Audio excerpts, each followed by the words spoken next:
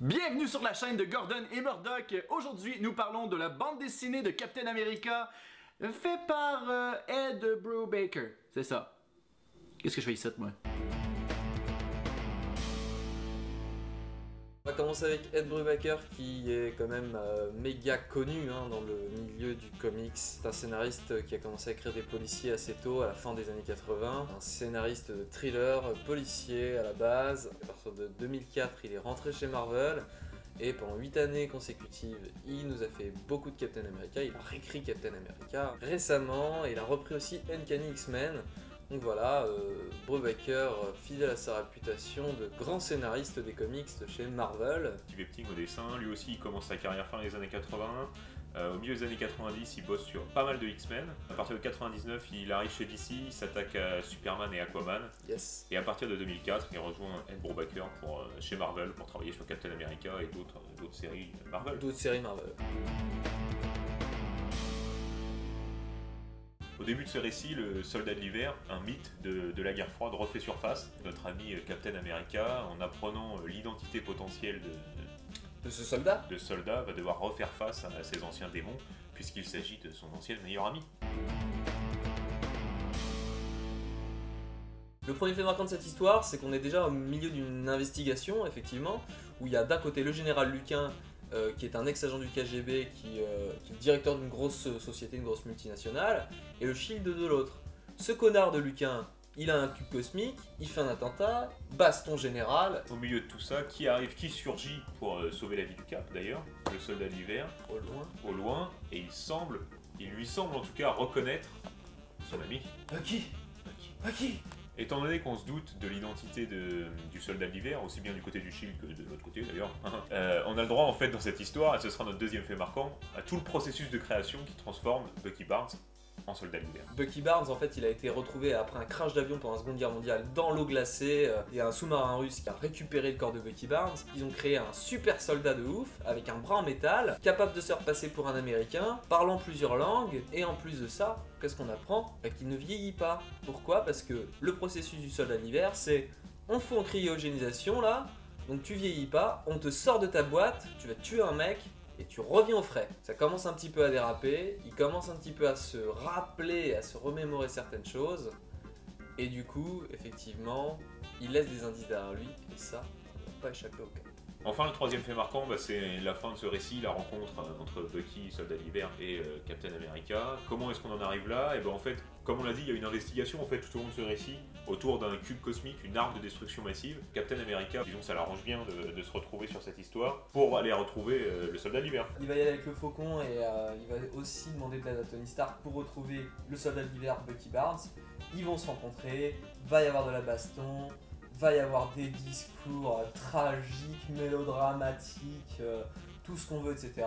Ouais, c'est un thriller qui finit dans le sang et les larmes. Alors Captain America, fidèle à lui-même, on a un Captain America qui est intègre, qui a des valeurs. Mais dans cette histoire, ce qui se passe, c'est que tout de suite, dès que Bucky apparaît, on retrouve le Steve Rogers avant qu'il soit le Captain America, c'est-à-dire il a un petit côté un petit peu fragile. Oh c'était mon copain, il faut pas que je lui fasse du mal, il faut pas que je le tape.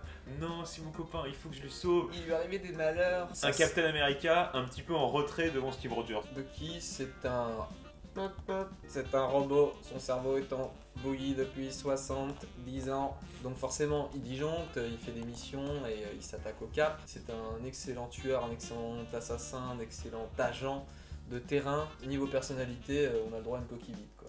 C'est surtout qu'en plus il apparaît vraiment comme une ombre. On le voit vraiment que sur les 15-20 dernières pages au final.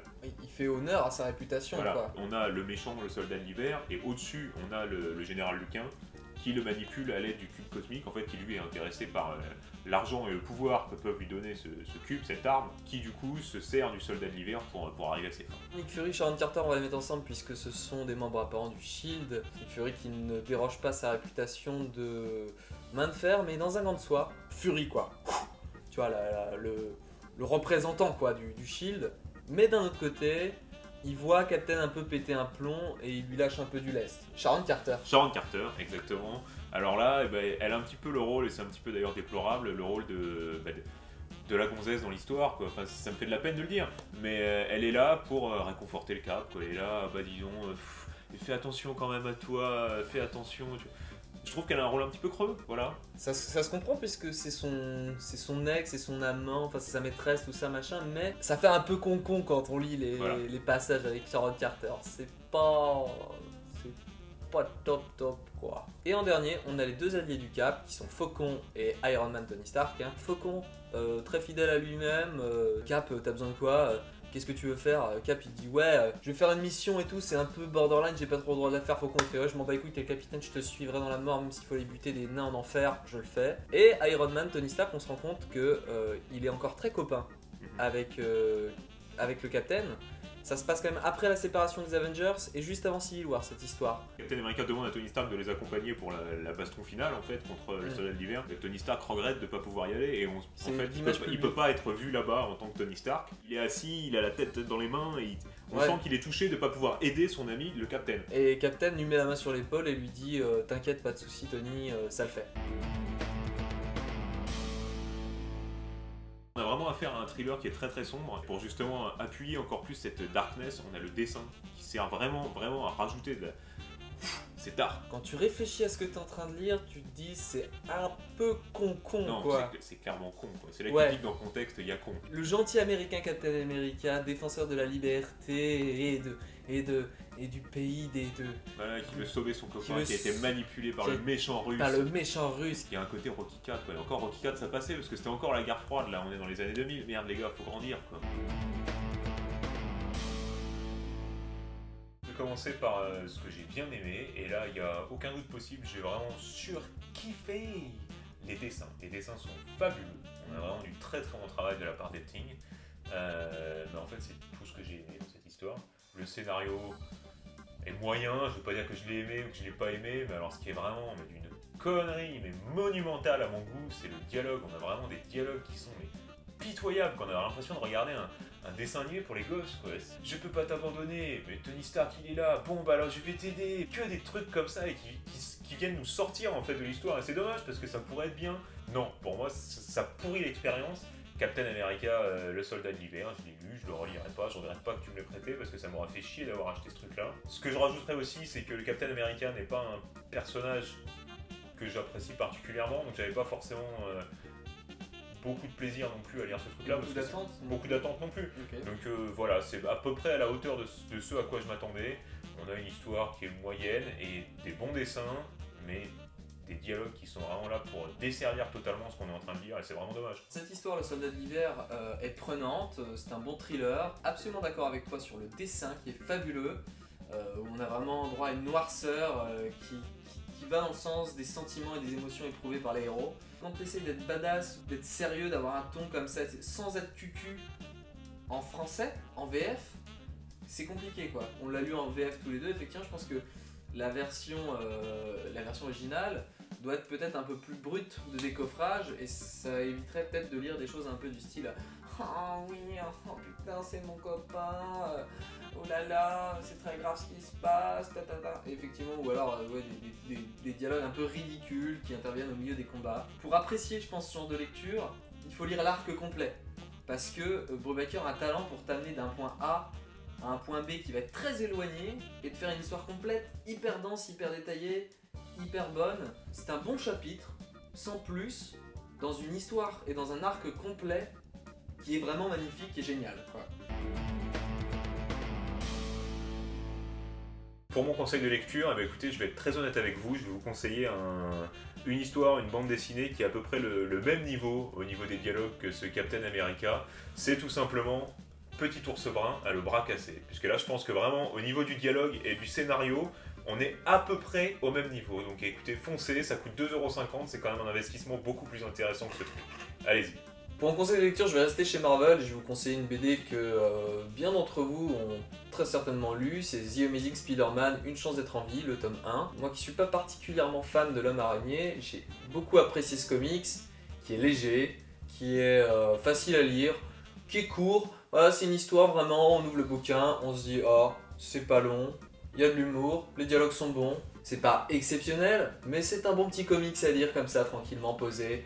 Voilà, on se vide la tête. Je comprends pourquoi il n'en met pas en fait des lunettes Captain. Ça va être galère.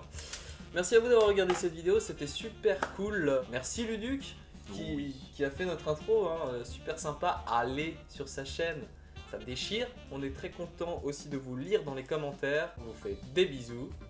On vous dit à la prochaine. Oh, attends, il y a un truc qu'on a oublié de leur dire. Ah ah. Mais qu'est-ce que c'est que ça?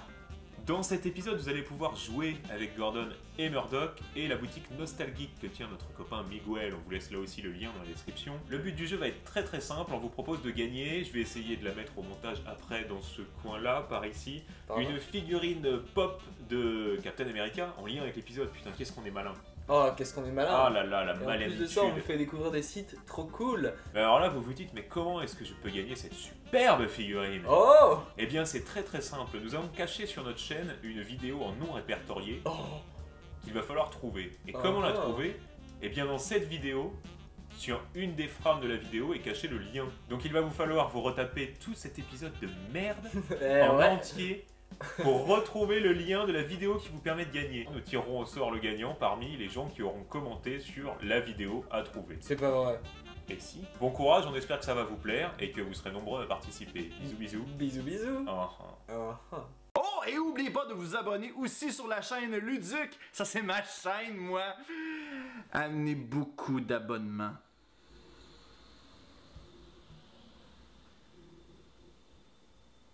Coupé.